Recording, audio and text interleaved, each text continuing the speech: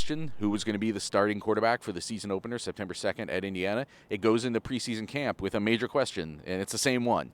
They have not decided on a starting quarterback, at least not publicly, and Ryan Day today saying it's still very close between Kyle McCord and Devin Brown. We are at Lucas Oil Stadium for Big Ten Media Day. I'm Nathan Baird from cleveland.com along with Andrew Gillis and Stephen Means. I'm going to start with you, Stephen. Ryan today said that he doesn't really have a timetable. In the past, they've always picked one by usually the middle of preseason camp. You can almost set your watch to it. It'd be like, with 10 practices left or whatever, 8 practices. And this year he seems much less committed to that. I think that would be his preference, but this is different than when he had to pick Justin Fields over Chris Chugunov or whoever it was. And it's different than when he who else there? Gunnar Hoke and and Jagger LaRoe, whoever it was at the time, and C.J. Stroud being picked over McCord and Jack Miller in 2021. This is a different scenario. So, do you believe him that it could go into the season the way Michigan took theirs into the season last year? And do you think it would be a good idea? No and no. Let's handle the first no first. I don't believe him. I do believe him because he said it all spring that it's just kind of close. No one has separated yet.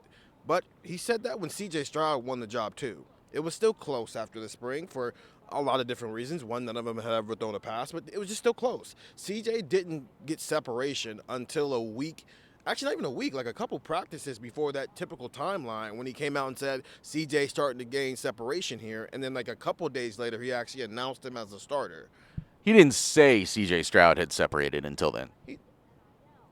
Right. Yeah. So, I mean, it might be the same thing here. That's fair. Like, yeah, he might not say Kyle McCord or Devin Brown has started to create separation until 2 days before he announces a starter. But I do think somebody will start to create separation in fall camp because that's just how it's worked here so far. And until that's not the case, I will just expect it to be the case. Now, the other no part of this, that they tried that in 2015, and it's part of the reason they didn't go back-to-back winning national champions. I think they just need to pick a quarterback and let him figure it out. And then give him ample time to figure it out because CJ figured it out, Justin figured it out, and they were both first-round draft picks because of that.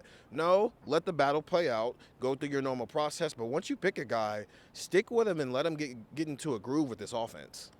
So in 2015, you had Cardale Jones, you had J.T. Barrett, who both were in the mix. Yeah. Barrett had been the starting quarterback all year, got hurt. Jones took over. They win a national championship. Going into the next year, they had a tough time deciding which of those two to give the nod to. And I think you're right. The way that hung around all season was a problem. But I don't know if having it not decided on day one was the problem. And you look at last year what Michigan did.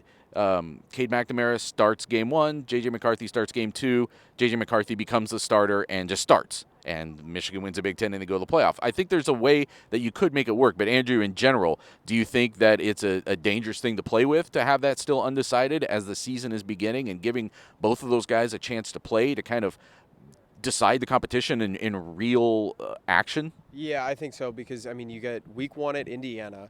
And then what are you going to learn from after that in the next 2 weeks? Because it's Western Kentucky's before the Notre Dame game. Like, what are you going to learn in that Western Kentucky game about a quarterback? Now, you could learn only bad things, I think.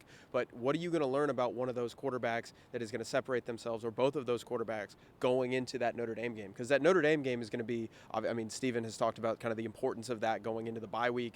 That's a major game for that team. So, you want one of those guys to separate themselves. I was intrigued when we were talking to him earlier, and he said, maybe you can design more runs for quarterbacks because you kind of do have that depth. In the past years, he kind of mentioned that, you were afraid to maybe run some of these quarterbacks because you didn't want to get them hurt because if they go down, then you're in trouble. This year, he didn't feel that. Not a big deal. I just thought it was an interesting line, but when it comes to the quarterbacks, I think that you need to have a guy because you need to have a guy against Indiana. You need to have him play a full 60.